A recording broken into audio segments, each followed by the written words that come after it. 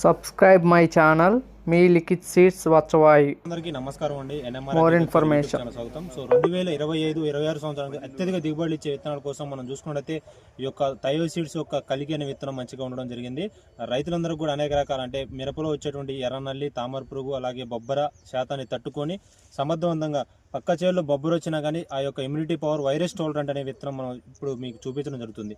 So ఈ విత్తనం చూసుకున్నట్టయితే మనకి తయో సీడ్స్ అనేది కలికి అనే విత్తనం అండి. సో ఇది మనకి ఈ విధంగా రావడం జరిగింది. తోట అనేది ఒక కొమ్మకి మనకు చూడొచ్చు ఎట్లా బుట్టడు కాయలు, ఎక్కడనే కాయ సైజు కానీ చూడండి ఎట్లా ఉన్నది. అది కలర్ చూడండి ఎంత రెడ్ కలర్ లాగా ఉన్నది. సో రైతులందరూ కూడా ఈ యొక్క విత్తనం వేసుకోదగ్గ విత్తనం. ఇక్కడ మన వచ్చవాయి, అలాగే ఎన్టీఆర్ జిల్లా మాసినేనిపాలెం, ఈ చుట్టుపక్కల ఉన్నటువంటి ప్రాంతాలు, బోనకల్లు చుట్టుపక్కల ఉన్నటువంటి రైతులందరూ కూడా మీరు పెంటాలూరుగూడెం కానీ మాసినేనిపాలెం దగ్గర, అలాగే ఇది వచ్చేసి మనకి వచ్చవాయి లిక్విడ్ ఫెర్టిలైజర్ షాప్ వాళ్ళు ఇవ్వడం జరిగింది. రైతులందరూ దగ్గర ఉన్నటువంటి రైతులు వాళ్ళని సంబంధించిన టోటల్ ఫీల్డ్ మీరు చూసుకోవాలనుకుంటే ఈ 10 రోజుల్లో మీరు వచ్చి వాళ్ళ దగ్గర వచ్చి వాళ్ళని అడిగి, అన్న మాకు ఇది వేసుకుంటున్నాం మరి ఏందనండి, మెయిన్ రోడ్లో వాళ్ళ షాప్ ఉంటుంది. సో వాళ్ళని అడిగి ఒకసారి చూస్తే మీకు అర్థమయ్యే అవకాశం అయితే ఉంది. సో ఈ విధంగా గుత్తులుగా కాయడం జరిగింది.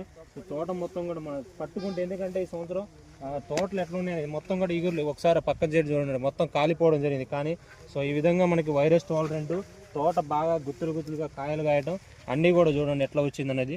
పైన వరకు కూడా మంచి గుత్తుకాయలుగా కాయడం జరిగింది.